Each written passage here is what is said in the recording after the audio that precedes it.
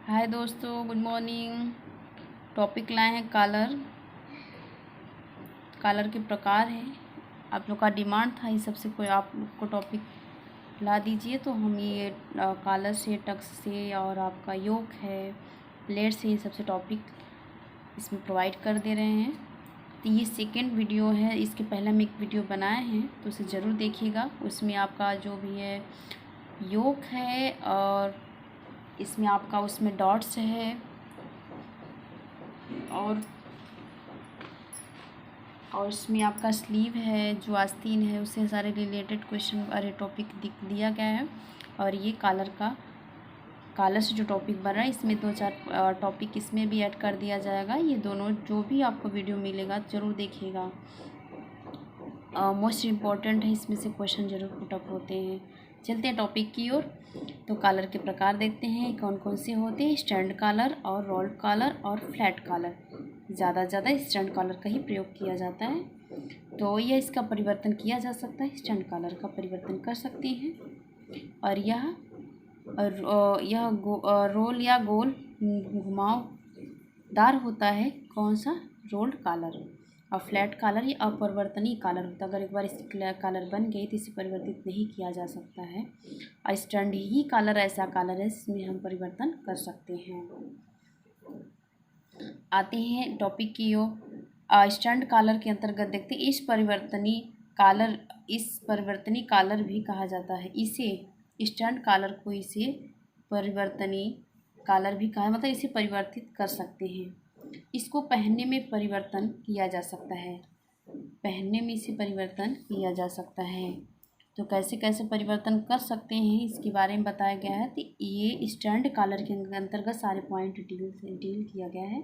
तो shirt colour, जो shirt का कलर है, तो पुरुषों के शर्ट में ज़्यादातर इसी कलर का प्रयोग किया जाता है।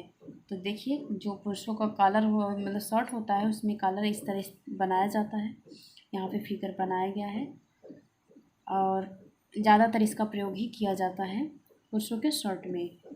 हाफ लेपर कलर है, सेकंड है। स्टैंड कलर के अंतर्गत सेकंड पॉइंट है।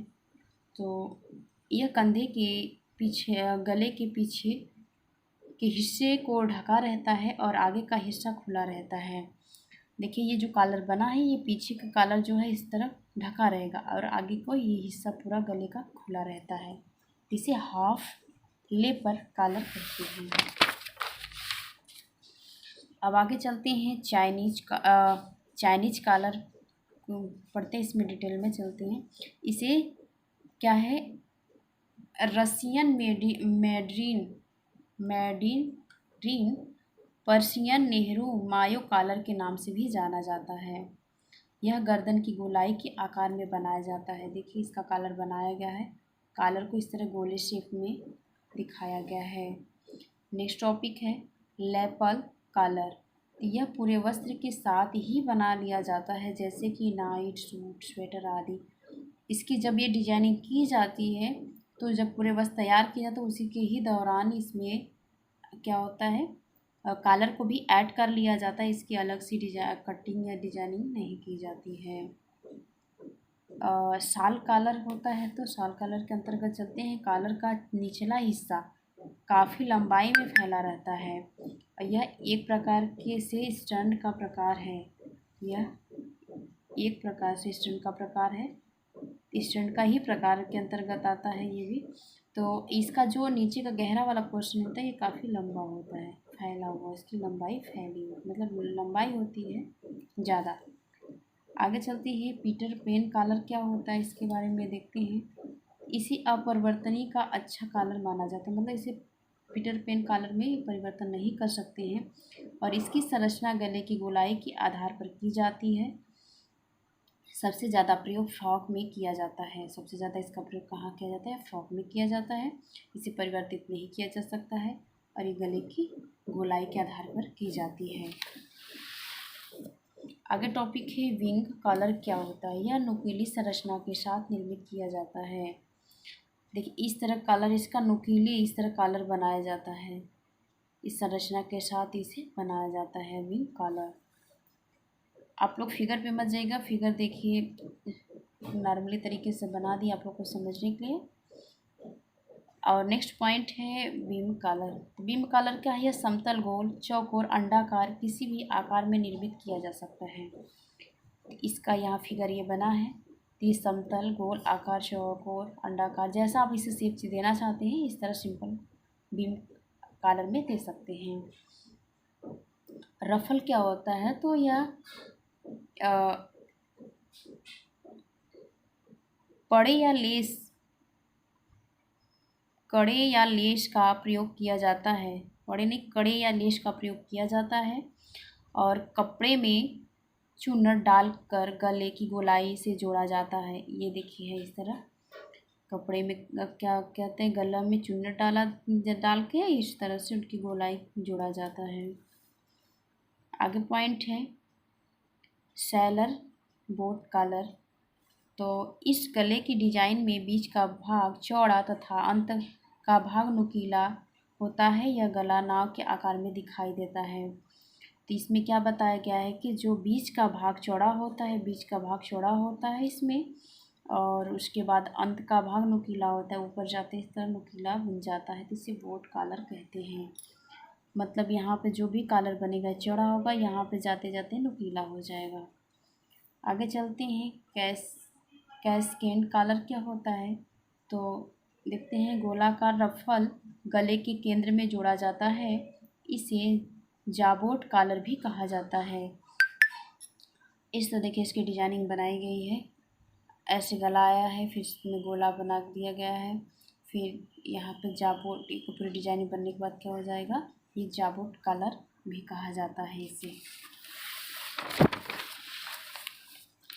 आगे चलते हैं टॉपिक की ओर। चेल्सिया कॉलर क्या होता है? चेल्सिया कॉलर में यह मध्यम चौड़े आकार का गला है जो कि भी गले के रूप में अंत होता है। देख रही इसमें बताया चेल्सिया कॉलर में यह चौड़े आकार के, यहाँ की जो गला है चौड़े आकार में यहाँ का रहेगा, लेकिन अंत में जो है यहाँ पे भी आकार दिखाया जाएगा। क्रूप कॉलर क्या होता है? तो यह हाई गोल गला जो कि सकरी पट्टी पर जाकर खत्म होता है। ये क्या है क्रूप कॉलर?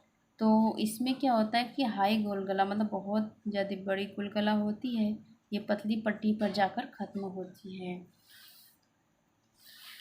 यहाँ पे गला का टॉपिक कंप्लीट होता है, अरे कॉलर का टॉपिक कंप्लीट होता है। फिर आगे चलते हैं टॉपिक की ओर। टक्स। जो टक्स होता है वो क्या है इसके बारे में देखते हैं। तो क्या है, कपड़े को सजाने के लिए चेस्ट एरिया टक्स का प्रयोग किया जाता है। यह ज़्यादातर लंबवत और वर्टिकल आकार में होता है। देखिए यहाँ पे ऐसे ही टक्स का प्रयोग किया गया है, ज़्यादातर चेस्ट वाले भाग पे बनाया जाता है, और ये लंबवत भी हो सकता है और वर्टिकल भी हो सकता है।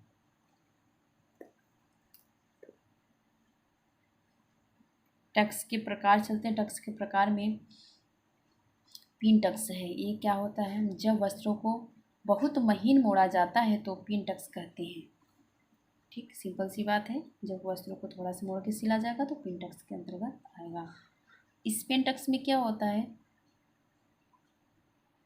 जब वस्त्रों को निश्चित दूरी के अंतर पर मोड़ा जाता है तो स्पेस टक्स कहते हैं। जब स्पेस टक्स में उसकी कुछ निश्चित दूरी होती है, जब वहाँ पर मोड़ा जाता है तो स्पेस टक्स कहलाता है। क्लाइंड टक्स क्या होता है? वस्त्रों को इतने पास में से मोड़ा जाता है कि वस्त्रों की सिलाई या जोड़ तक दिखाई नहीं देता। इतनी बारीक या इतनी पास इसको मोड़ा जाता है कि इसके अंदर की जो सिलाई वो भी दिखाई नहीं देती है। रोल टक्स क्या है? यह भी सकरी टक्स होती है जो सेल के समान दिखाई देती है। सेल मतलब कोशिका के समान दिखाई जाती, इतनी सक्रिय होती है। तो कॉर्डेट टक्स क्या होता है? वस्त्रों को के मोड़ के बीच में टक्स तार या डोरी डाला जाता है तो कॉर्डेट कहलाता है। इसे पाइप टक्स के भी नाम से जाना जाता है। वस्त्रों को के मोड़ के बीच में जब उसकी सिलाई का तो उसमें टक्स तार या डोरी डाल दी जाती है तो उसे कॉर्डेट कहलाता है वो, और इसे पाइप टक्स के भी नाम से जाना जाता है। रिलीज्ड टक्स क्या होता है? यह कम स्थान में फुलनेस प्रदान कम स्थान पे क्या होता है, यह फुलनेस प्रदान करती है। इसकी शुरुआत एक निश्चित स्थान से होती है लेकिन अंत में सिला नहीं जाता। इसकी शुरुआत एक निश्चित स्थान से होती है लेकिन इससे सिला नहीं जाता है। आगे चलते हैं, क्या है इसके बारे में। फ्रॉक्स टक्स क्या है, यह दोनों दिशा में सिले जाते हैं फिर कपड़ों की एक दिशा में दबा दिया जाता है। दोनों दिशा में सिला जाता है, एक दिशा में कपड़े को दबा दिया जाता है। वेवी टक्स क्या होता है, तो लहरदार टक्स बनाने के लिए कपड़ों को रैंडमली सिल दिया जाता है, उसे कहते हैं वेवी टक्स।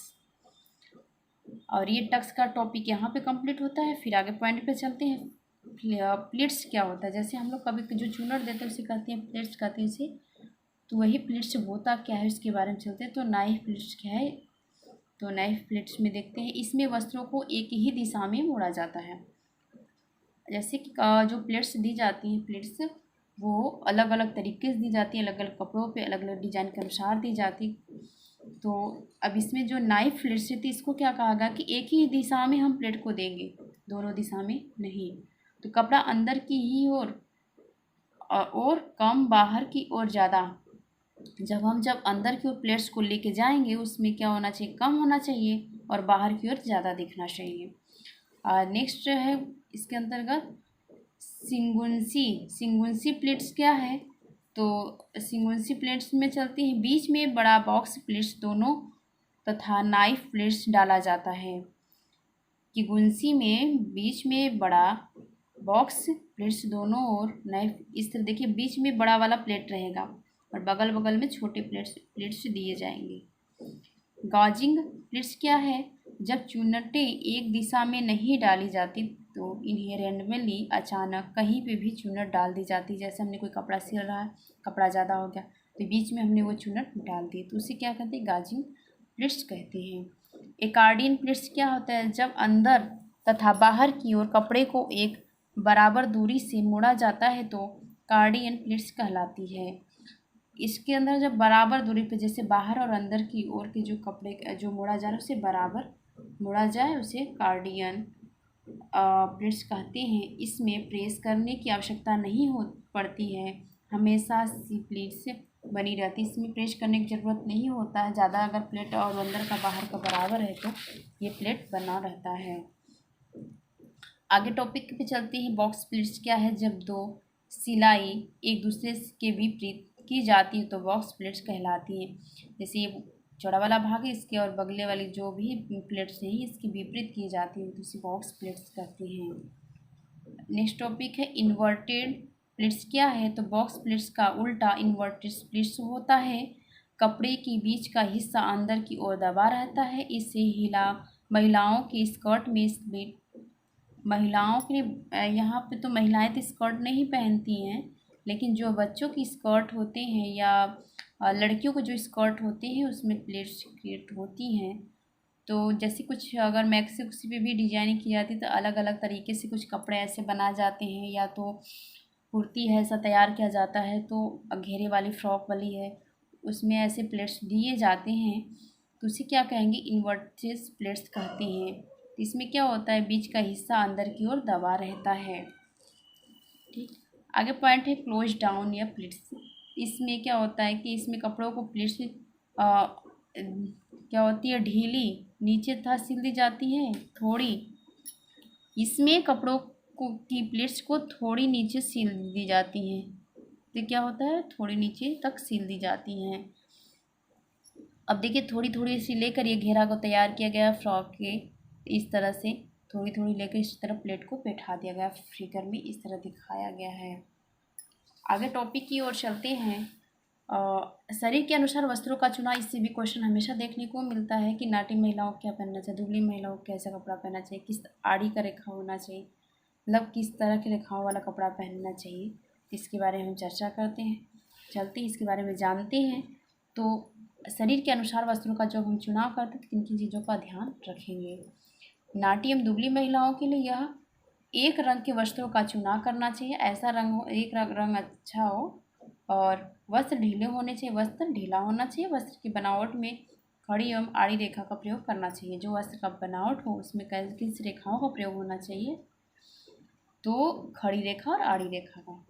लंबी एवं मोटी महिलाओं के लिए कैसे वस्त्रों का प्रयोग करते हैं या उसका चयन करते हैं, तो ऐसे लोगों के लिए हल्के रंग के वस्त्रों का प्रयोग करना चाहिए। वस्त्रों की फिटिंग न ढीली होनी चाहिए और न ही कसी होनी चाहिए, न टाइट होनी चाहिए। इनके वस्त्रों पर सीधी या तिरछी रेखा का वस्त्र प्रयोग करना चाहिए।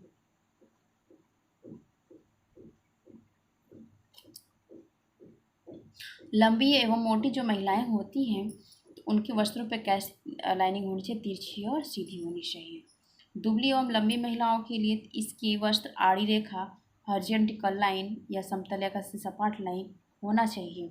और वस्त्रों पर विषम रंगों का प्रयोग, चौड़े कॉलर का प्रयोग एवं पफ स्लीव स्लीव का प्रयोग करना चाहिए। पफ स्लीव का वस्त्रिंग का प्रयोग करना चाहिए और विषम रंगों का भी प्रयोग हो, कॉलर कैसा हो, चौड़ा हो और हॉरिजॉन्टल लाइन हो।